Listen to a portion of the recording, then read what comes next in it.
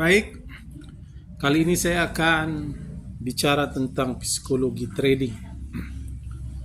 Karena sebenarnya di dalam trading yang paling menentukan bukanlah sebuah analisa. Analisa hanya membantu kita untuk memprediksi harga saham. Tapi ketika kita mengambil keputusan, yang paling berperan adalah psikologi trading.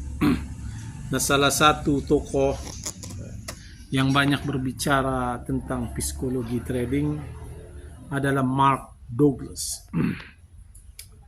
Mark Douglas ini adalah lahir 1948 dan meninggal September 2015. Dia adalah seorang trader yang baik. Dia itu seorang trader yang mengajarkan tentang confidence dan disiplin dan strateginya dalam trading itu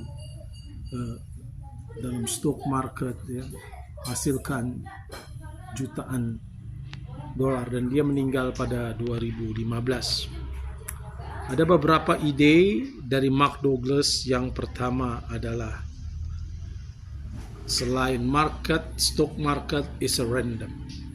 Jadi yang perlu kita sadari bahwa stock market itu dia tidak berpola.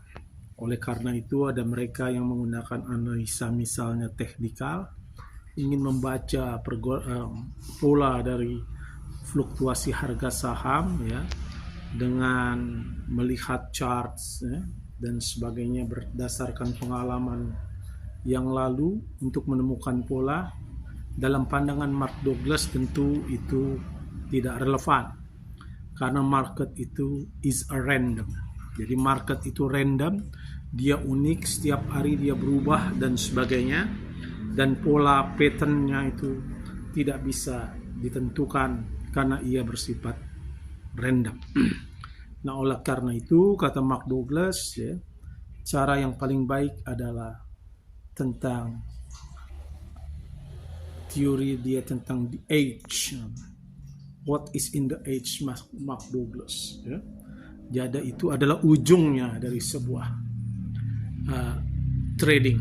Anda boleh dibawa turun 4 bulan, 3 bulan, atau 1 tahun dalam trading yang jangka panjang misalnya, tapi pada ujung permainannya Anda harus memperoleh cuan. Jadi yang penting itu adalah ujung, dan ujung dari trading itu adalah taking profit atau cuan.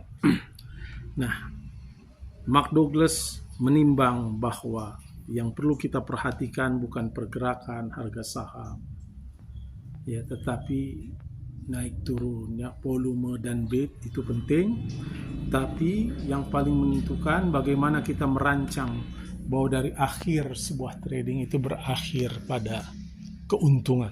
Jadi di edge-nya. Salah satu hal yang kita butuhkan sebagai seorang trader untuk sukses itu adalah kita membutuhkan ujung dari tradingnya, kemungkinan yang lebih besar.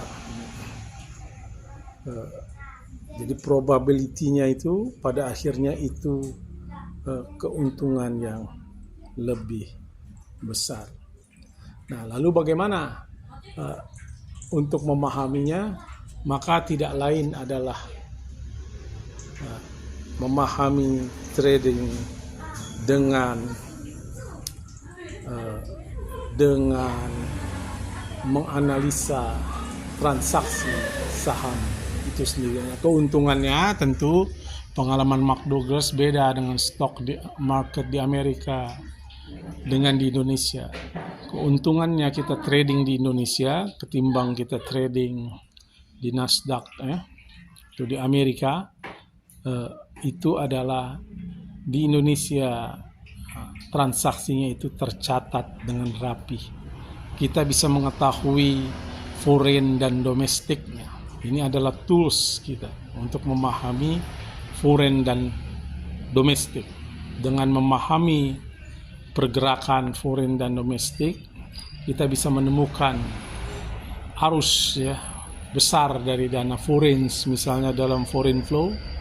Kita melihat, itu adalah sebuah trace, sebuah jejak yang bisa kita ikuti, yang ujungnya dalam trading kita pastikan kita memperoleh profit. Nah, yang kedua, buat transaksi di akhir perdagangan, ya, meskipun dulu lebih mudah karena transaksi perdagangan sekarang kita ditutup dan hanya bisa melihat di akhir perdagangan, maka cara yang paling tepat ya, gaya trading swing lah yang bisa mengantarkan pada kita berhasil pada DH trading. Nah, itulah salah satu pandangan Mark Douglas tentang DH. Jadi dalam sebuah trading kita tidak perlu terlalu khawatir jika saham itu turun ke bawah.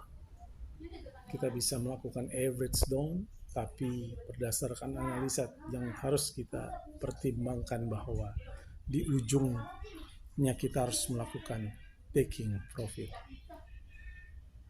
Nah, lalu yang kedua, bahwa stock market itu adalah random.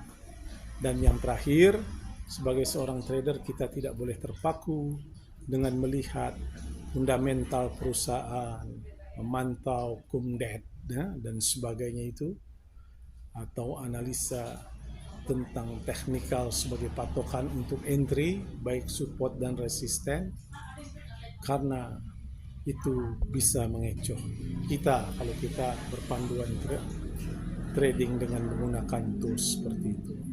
Yang kita butuhkan adalah memantau pergerakan transaksi, bid and offer, volume, dan akumulasi dan distribusi asing.